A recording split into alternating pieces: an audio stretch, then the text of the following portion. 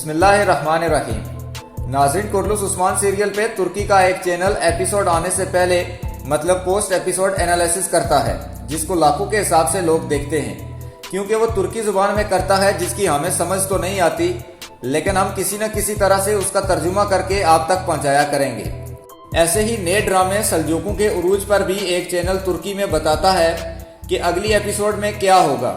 हम कोशिश करेंगे कि उसका भी उर्दू तर्जुमा करके आप तक पहुंचाया करें, क्योंकि उन चैनल्स के व्यूज़ लाखों के हिसाब से होते हैं, जिसका मतलब है कि लोग उनको पसंद करते हैं और वो हकीकत पर मबनी एनालिसिस करते हैं। इस वजह से हम भी उसका तर्जुमा करके आप तक पहुंचाएंगे। तो चलते हैं कुरलुश उस्मान की एपिसोड नंबर 33 की तरफ।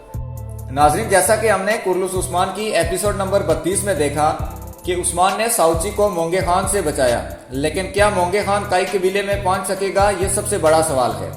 अगर वो ना पहुंच सका तो गे हाथू क्या करेगा। इसके अलावा अर्तुगरुल गाजी की बीमारी किस नौयत की है और वो कब सीरीज को खैराबाद कहेंगे। क्या आया निकोला कुलूचार किले को फतह करके अपना कब्जा बरकरार रख पाएगा या उस्मान उससे पहले ही हमला कर देगा। क्या मोंगे खान की गद्दारी का पता चलने के बाद गे हाथू वापस चला जाएगा और उस्मान की बातों पर यकीन कर लेगा।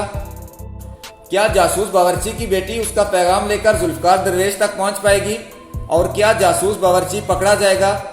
ट्रेलर में उस्मान बे ने फ्लातियूस को क्यों पकड़ा और उस्मान बे यार्ले करसलान को इतनी बड़ी धमकी क्यों देता है।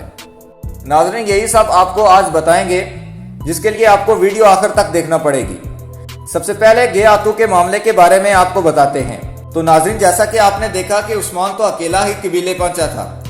इसकी बड़ी वजह यह थी कि जब राब ने उस्मान को बताया कि गे हाथू कबीले की तरफ चला गया है, तो उस्मान मोंगे खान को साउची के पास छोड़कर अकेला आया ताकि वो जल्दी पहुंच सके। अब गे हाथू और उस्मान में तलखी तो होगी, लेकिन साउची मोंगे खान को लेकर आ जाएगा, जिसके बाद गे हाथू को उसका बेटा वापस दे देंगे। गे हाथू उसे कबीले के अंदर कत्ल तो नहीं करेगा, लेकिन गे हाथू फिर भी उस्मान पर भरोसा नहीं करेगा और आया निकोला का मंसूबा उसे नहीं बताएगा।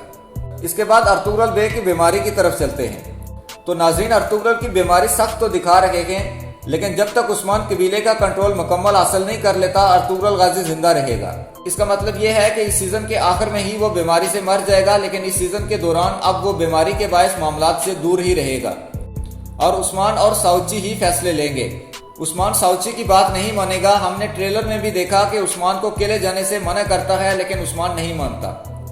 इसके बाद कुलूचार किले पर आया निकोला के फैसले के बारे में आपको बताते हैं। तो नाज़रीन, लगता यही है कि जासूस बावर्ची पकड़ा जाएगा, जिसके जरिए आया निकोला एक खेल खेल कर गलत खबर उस्मान तक पहुंचाएगा और किले पर कब्जा कर लेगा।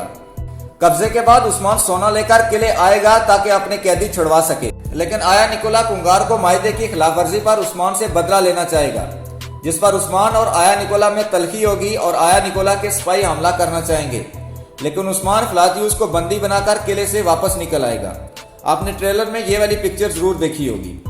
इसके बाद उस्मान किला वापस लेने के लिए अलग अलग प्लान तरतीब देगा, लेकिन वो अगली एपिसोड में ही फतह नहीं होगा, उसके लिए इंतजार करना पड़ेगा। आखिर में यार्ले करसलान को उस्मान क्यों धमकी देता है। तो नाजरीन, जब उस्मान को पता चलता है कि यार्ले करसलान किला गया था, तो उस्मान, जिसको पहले ही यार्ले करसलान पर शक है, तो वो उसे धमकी देता है कि अगर किले के हमले के पीछे तुम भी आया निकोला के साथ मिले हुए तो तुम्हें कत्ल कर दूंगा। जिस पर यार्ले करसलान कहता है कि मैं सिर्फ सुलह करवाने गया था। शुक्रिया।